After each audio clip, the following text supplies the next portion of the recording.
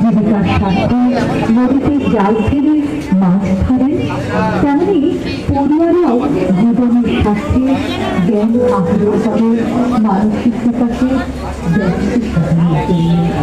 আমাদের 51তম বর্ষে স্বাধীন অর্থ রচনা করা হয়েছে মানুষের মধ্যে সেই জীবের ভোগ এবং প্রকৃতির প্রতি ভালোবাসাকে জাগ্রত করা হয়েছে, যা আপনাদের অন্তরে এক অমূল্য অনুভূতির সাক্ষাৎ পাঠাবে।